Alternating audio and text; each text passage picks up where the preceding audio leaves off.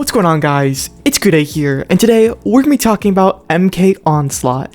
So MK Onslaught has received several updates in the past couple of months, with a lot changing for the landscape of MK Onslaught as a whole. For anyone who isn't aware of what MK Onslaught is, it is the second ever Mortal Kombat Mobile NetherRealm Studios game, made for mobile devices of course, and now it's for newer devices, made with Unreal Engine 5 instead of Unreal Engine 4. MK Onslaught has top-notch graphics, looking better than the Nintendo Switch.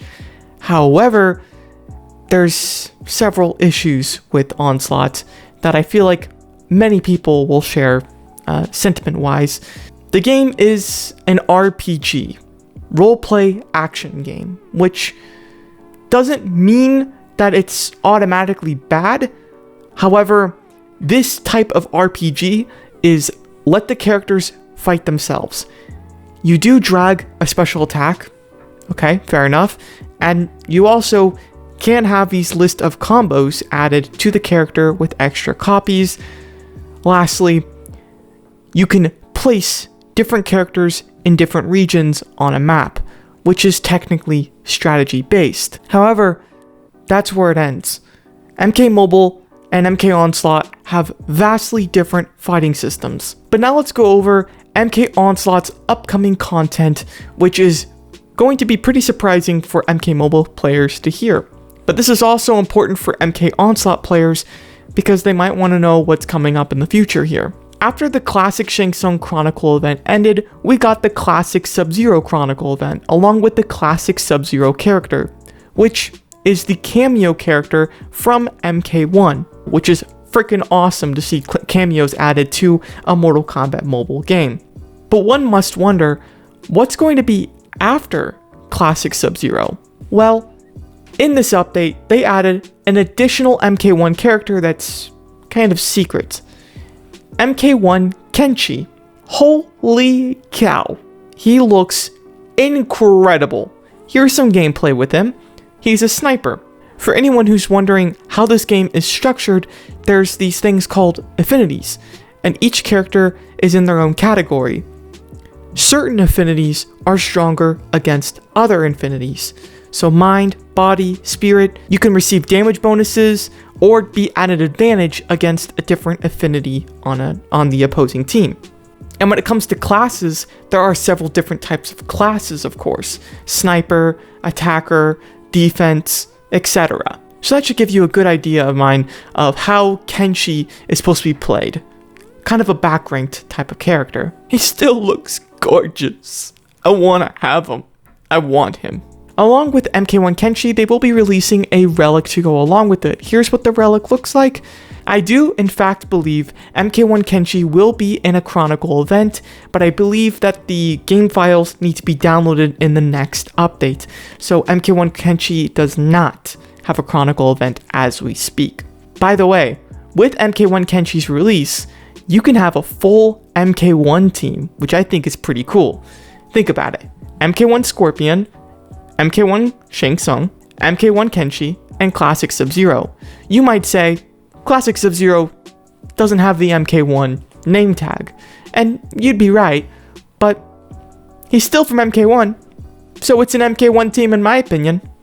Now let's get to the juicy stuff. This is the stuff that's really secretive. However, it's going to tie in to Mortal Kombat 1. Which is why this is so cool, and for anyone who's a Mortal Kombat mobile player, this is going to be good news or bad news, depending on what the next update looks like for us. According to rumors, a character that may be added in the future is Peacemaker, which would make our first DLC exclusive character in MK Onslaught. This is either good or bad news depending on what kind of DLC you want to see in MK Onslaught.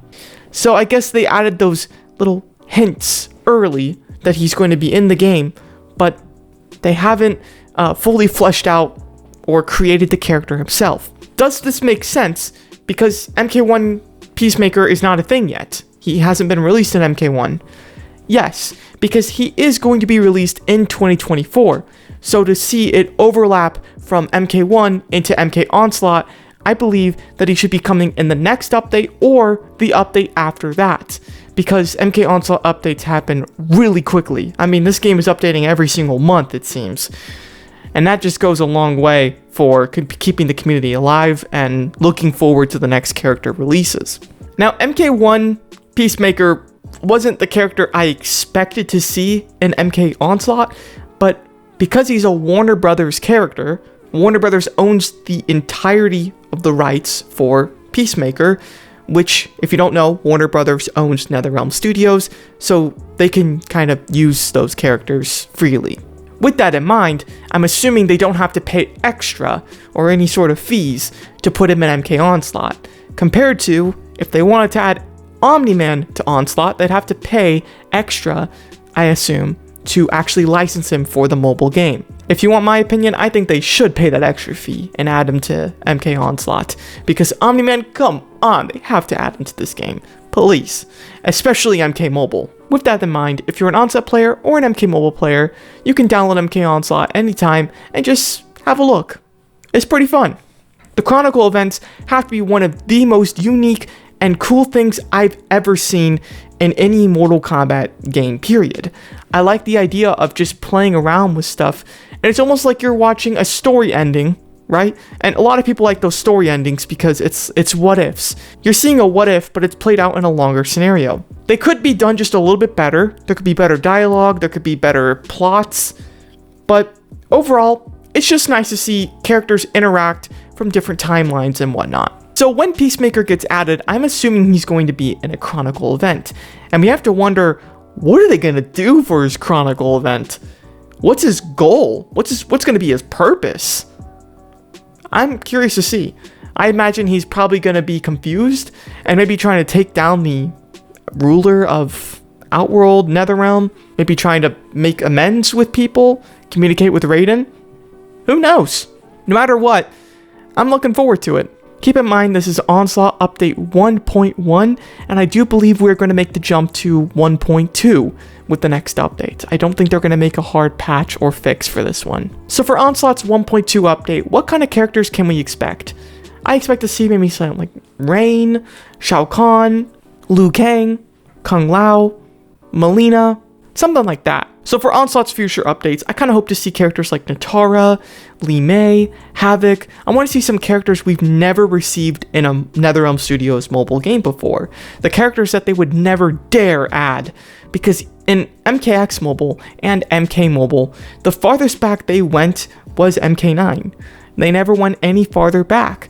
Because MK1 added a ton of characters from the past, it would just be really cool to see those characters fleshed out. So I expect to see Peacemaker probably February, March for MK Onslaught. Since we get an update every single month, the next couple of characters will probably just be MK1 characters and some cameos, just like classic Sub-Zero is, or MK11 characters, like the Cabal character they added to MK Onslaught just a couple updates ago. And so that is a good place to end this video. Thank you guys so much for watching.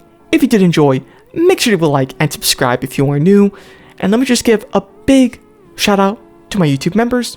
We have Bagor, Goku, Orion, Owner, Channy, Richard, Friendly Guy with the Spurger, Anonymous, Aiden, Giuliano Games, MK God, Jeremy, Aller, JD Fur, Warlord, JDB, Legendstone, Sammy, Titan Beast, Tolga, Mr. Dragon, Stan Marsh, Tushar, Katana, Plain Punch, Shocks by T, Jeff, Fitzmagic, Massive Cool, Kent, and MK Fire.